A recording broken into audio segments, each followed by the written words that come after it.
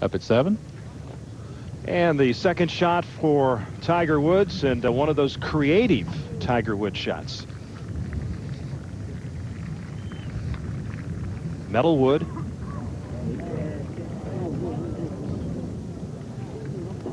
Well, not as handy as he would like it. He's going to have that putt for par. Let's go to the 5th. Furyk, his second. Big elevation change from the front to the back of this green. The hole way in the back, 113 for Jim Furyk, right downwind.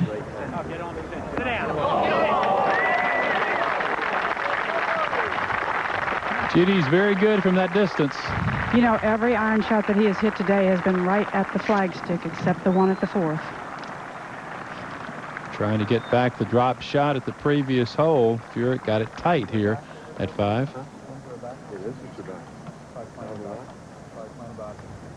No mirror.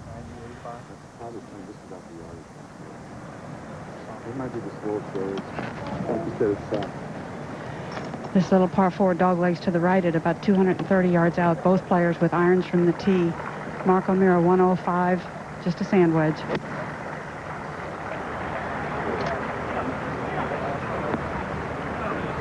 Stay up, a little unlucky. Carries to the top, it may bounce back.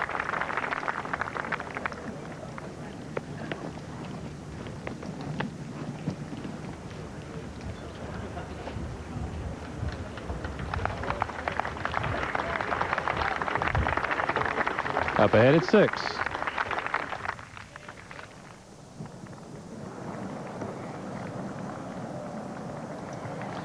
Justin Rose, difficult second shot here at the par 4. Hole yesterday played to a stroke average that would boggle the mind.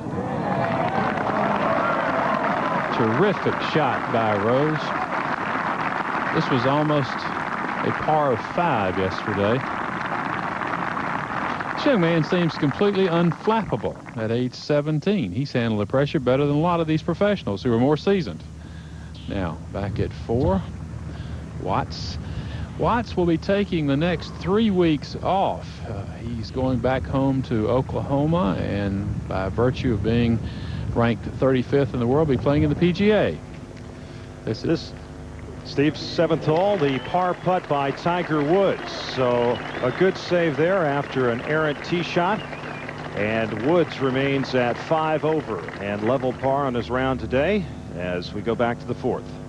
All right, Roger. To finish up our story, being ranked among the top 50 in the world, Watts will receive an exemption into the PGA Championship at Sahalee, so he'll be playing there. And then it will be back to his native tour of Japan.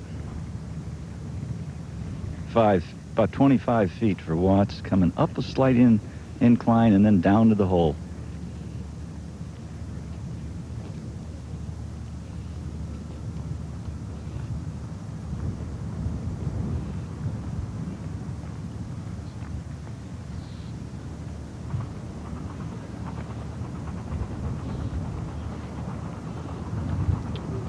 Wandered off more than he might like.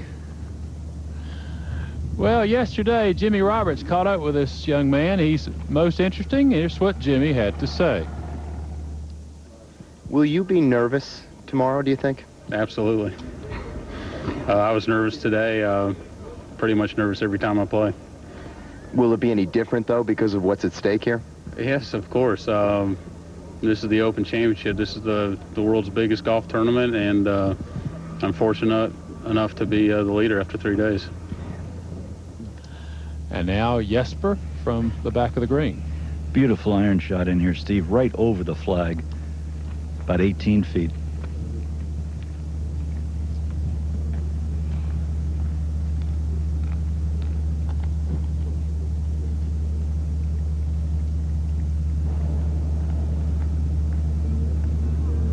Ooh, good effort. It's been a study of perseverance here for Parnevik. He failed to qualify for this tournament 10 times beginning as a teenager. It wasn't until he won the Scottish Open in '93 that he became exempt for this championship, and this is his 6th British Open.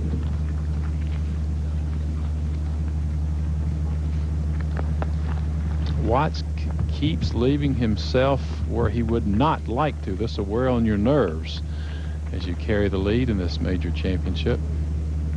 Third time in 4 holes he's had to make one like this. Actually, the one at the first was a little longer than this.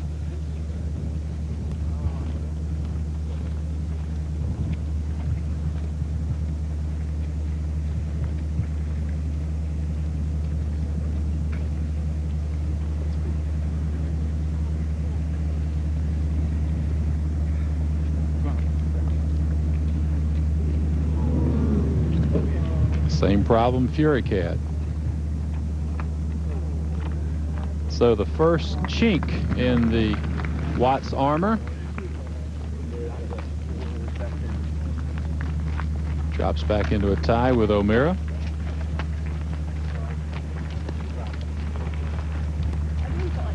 Parnevik.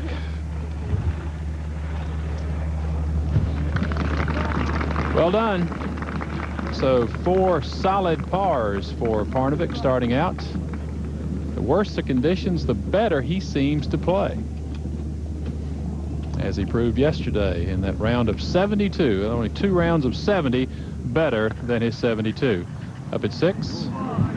Throws for birdie. Justin, we'll give him a nickname for Sponge because he is soaking up every single person's applause here this week. They applaud, he smiles. They wave, he waves back. Back to 5. O'Meara for birdie. A moment ago.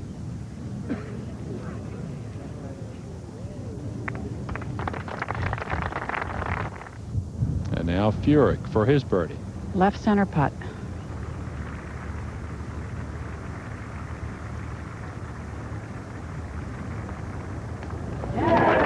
Never a doubt. Well, you can throw a blanket over the first page of this leaderboard. It should be some shootout today.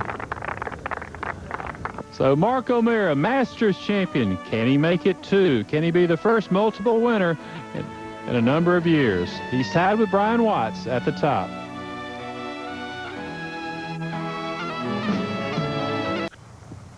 Well, as you look at the leaderboard, some other names to keep an eye on. John Houston, a bogey on 1, a birdie on 5. He's level for the day. And Raymond Russell, who has missed 12 of 14 cuts on the European Tour this week, has been over par his last 10 rounds, is in the top 10 of this very difficult to play in 127th British Open. Davis Love got off to a birdie start.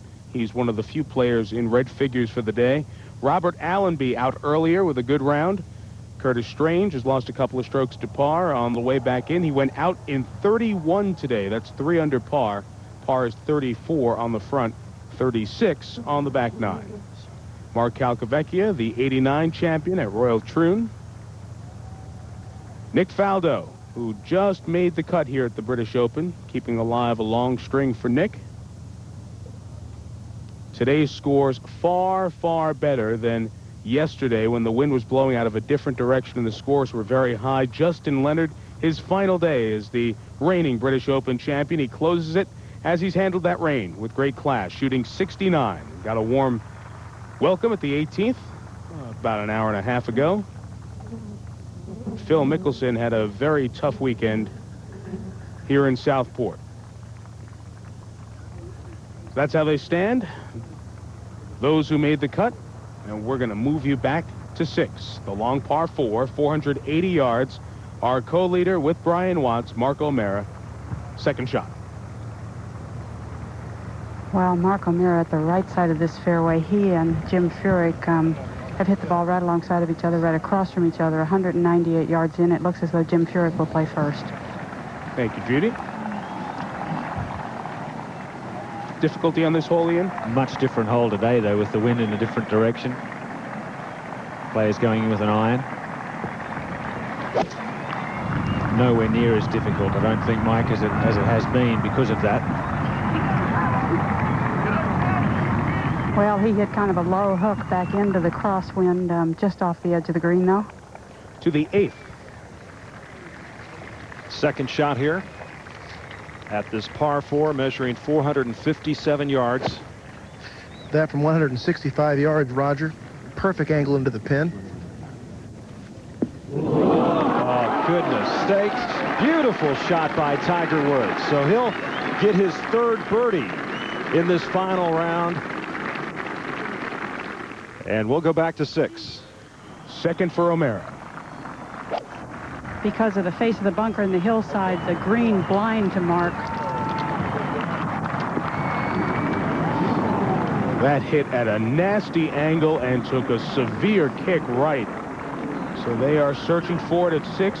Searching for it at 6 for Mark O'Meara for the second day. He made a bogey here, but it was anything but your basic bogey. Let's take you back, if you're not with us, what happened. O'Meara lost the ball in that general area.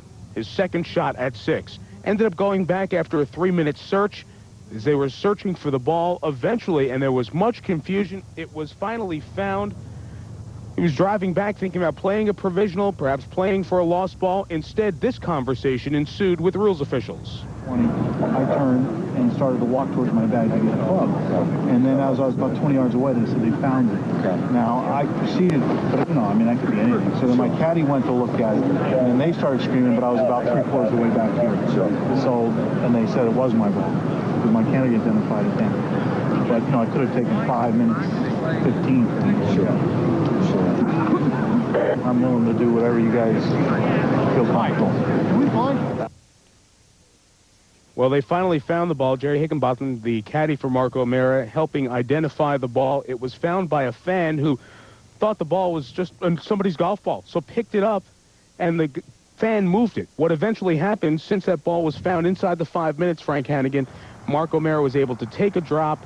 The drop rolled once closer to the hole, once not within 2 club lengths, so he placed the ball, didn't get up and down, but 2-putted, made a bogey. But here is the rule, and let's talk about why there's been so much conversation over this ruling. Michael, there's an ambiguity in that little conjunction or. Some people to read it to mean that the player has both to find and identify it. Some others feel that someone else can find it within the 5 minutes and that it's okay, it's not lost, and then the player himself can come back and identify it after 5 minutes. That's what's happened yesterday with O'Meara. The ball was found before the expiration of the 5-minute search. He himself did not identify it until maybe 5 minutes, 20 seconds or something like that.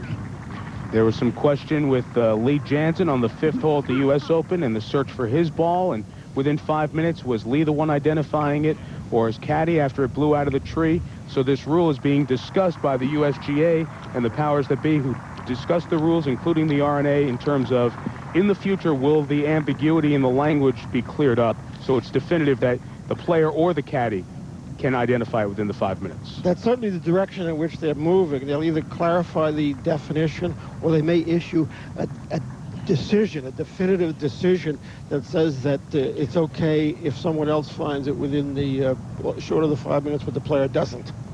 Well, O'Meara's ball, which disappeared from sight at 6, was located a lot quicker and with less angst today. But before O'Meara is to play, Jim Furyk won off the lead, set for his third.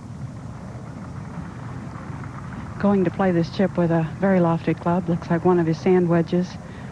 Bogey here on Friday, a double bogey yesterday.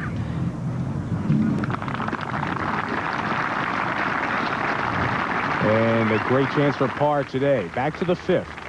Brian Watts now, this long putt for birdie. Brian didn't hit a very good iron shot. Has a long uphill putt, about 35 feet.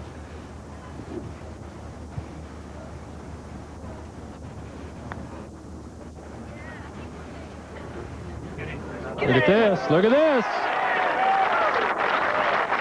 The bogey at 4, backed up by the birdie at 5. So the young man who was a former NCAA champion from Oklahoma State, he's part of that Oak Tree gang. Willie Wood, Scott Verplank, the Edwards boys, Gil Morgan, to 6. Well, Mark found it, but that doesn't mean it's good news. He asked the marshal when he got to the ball if the ball flew right to this spot. From what I heard you say, Mike, it took one big bounce into this spot, but it is very deep. It will require some good fortune to get on the putting surface.